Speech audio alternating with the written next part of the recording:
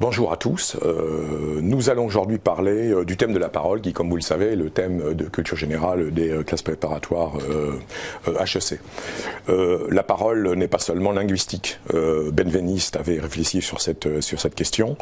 Il y a aussi dans la parole, sur ce thème, un enjeu culturel et social. C'est la raison pour laquelle nous allons aujourd'hui traiter 3 points qui sont la littérature de la parole, parole et société et parole et pouvoir. Vous pourrez réviser, réétudier, relire ces points dans le livre, l'un des ouvrages que Studirama a publié sur la parole, que j'ai réalisé avec Tony Brachet. De ce point de vue, il est utile sans doute que vous dépassiez votre cours pour croiser des informations que vous auriez captées, si c'est nécessaire de lire et de se cultiver au-delà du cours. Alors, le premier aspect, le premier point que nous allons donc envisager, c'est la parole littéraire. Peut-être d'abord une première distinction entre le langage, au fond qui est une compétence, et la parole. La parole, c'est une performance, to perform, réaliser ou accomplir en anglais. Une performance actualisée dans la société et dans la culture. Et c'est Benveniste qui, dans Problème de linguistique générale, explique cette différence. On parle d'abord, et on lit, et on écrit ensuite.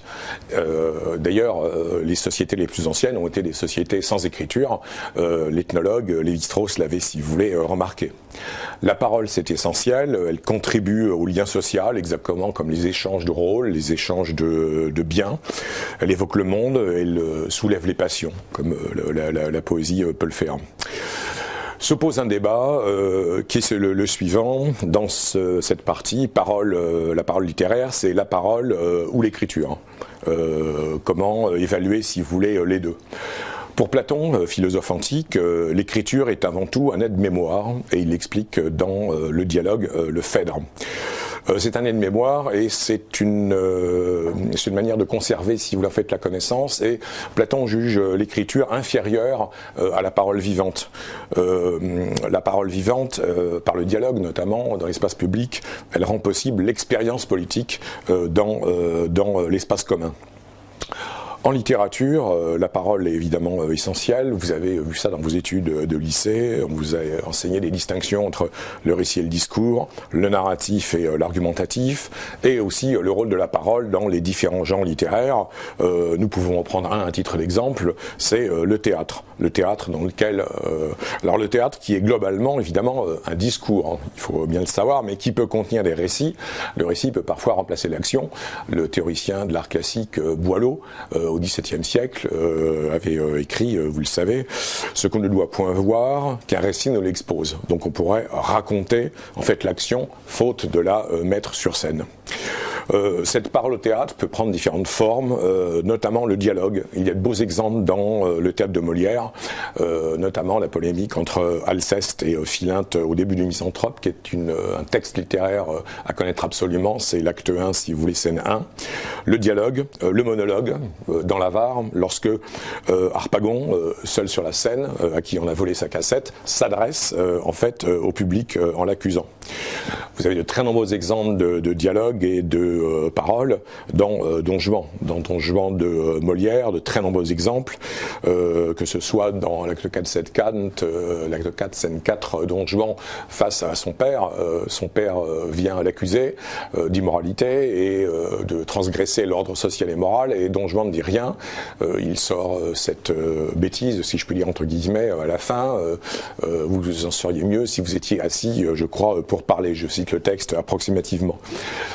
Affrontement par la parole entre le pauvre, qui représente un peu l'homme de Dieu, dans l'acte 3, scène 2, qui est tenté par Don Juan, qui représente un peu le diable.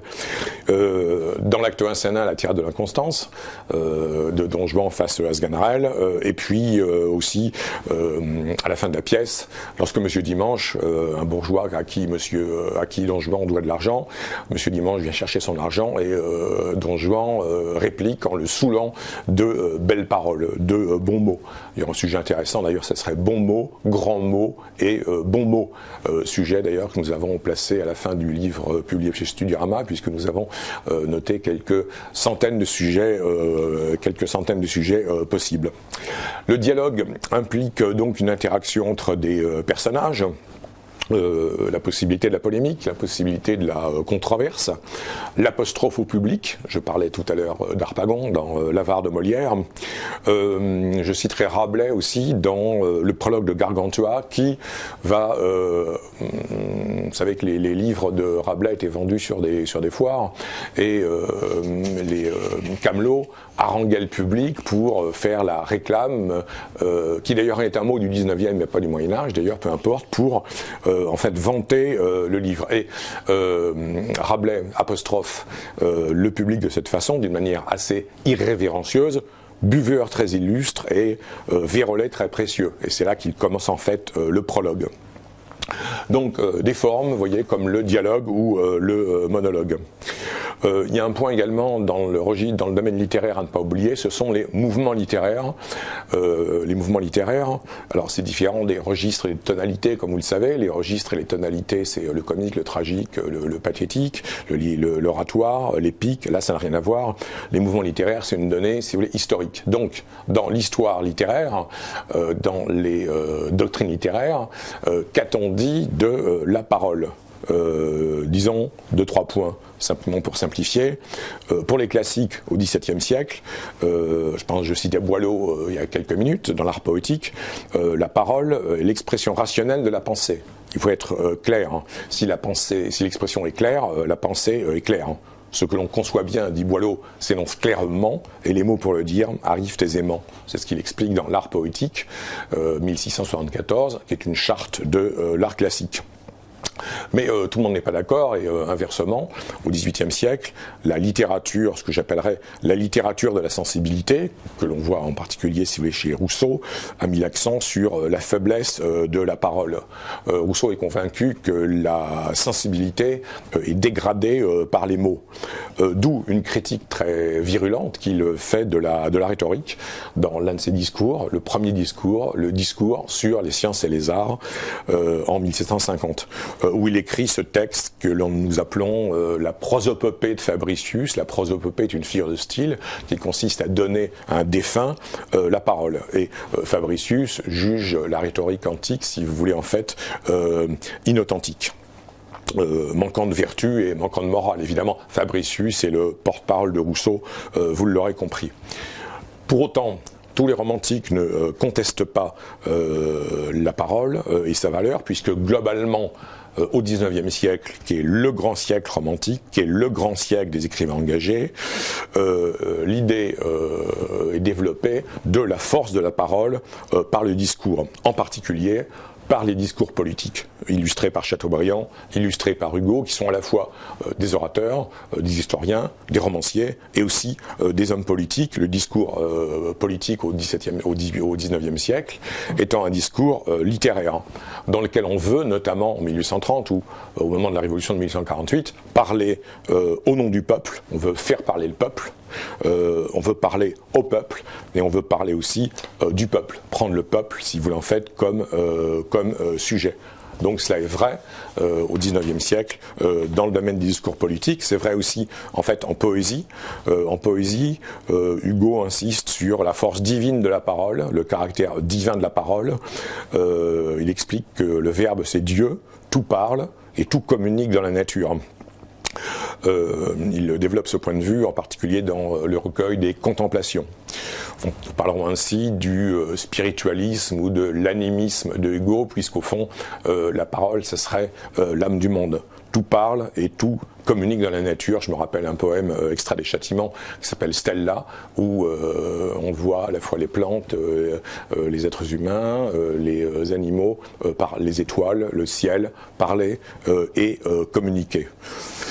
Bien, donc dans le discours politique, en poésie, mais aussi au XIXe siècle, toujours le rôle de la parole dans le roman.